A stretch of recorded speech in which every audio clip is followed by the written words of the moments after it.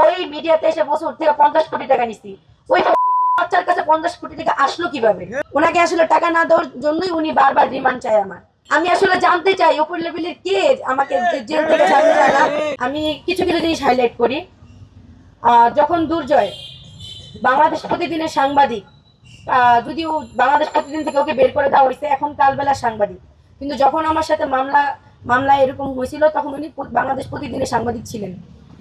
উনি প্রথমে আপোষনামা নিয়ে আসে আমাদের কাছে, যখন দেখে যে ওনার বিরুদ্ধে আমার কাছে সব প্রমাণ আছে, তখন উনি আপোষনামা, আমি ওনার বিরুদ্ধে একটা দর্শন চেষ্টার মামলা লিখেছি, তার প্রমাণও আমাদের কাছে আছে। তখন উনি আপোষনামা নিয়ে আসে। আপোষনামা সাইন করি নাই, এটা অনেকের প্রশ্ন, কেন তাহারিমা আপোষনামায় সাইন করলো না? ওই আপোষনামায় কি লেখা ছিল আপনারা আদৌ জানেন?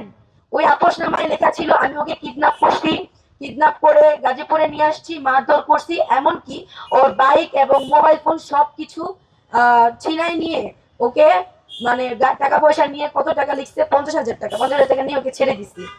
কিন্তু ওই মিডিয়াতে এসে বসে ওর থেকে 50 কোটি টাকা নিচ্ছি। তার কাছে 50 কোটি টাকা আসলো কিভাবে?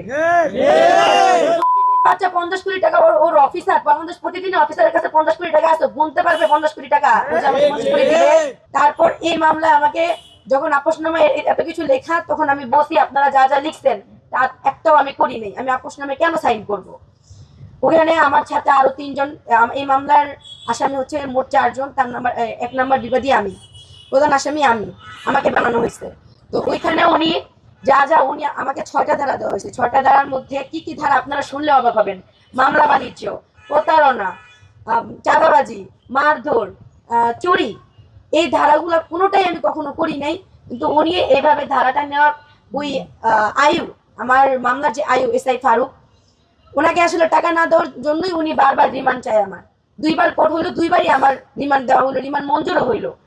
যেখানে আমাকে কোর্টে দেখানো হইলো যে আমার পরীক্ষার সামনে, এমনকি আমার বয়স 17 বছর, তাও 2বার আমার রিমান্ড মঞ্জুর হয়েছে কোর্ট থেকে। তারপর মামলার আয়ু স্বীকারোক্তি দিছে যে আমার মার কাছে বসে উপর লেভেল থেকে চাপ আছে। আমি আসলে জানতে চাই উপর লেভেলের কে আমাকে জেল থেকে ছাড়তে চায় না।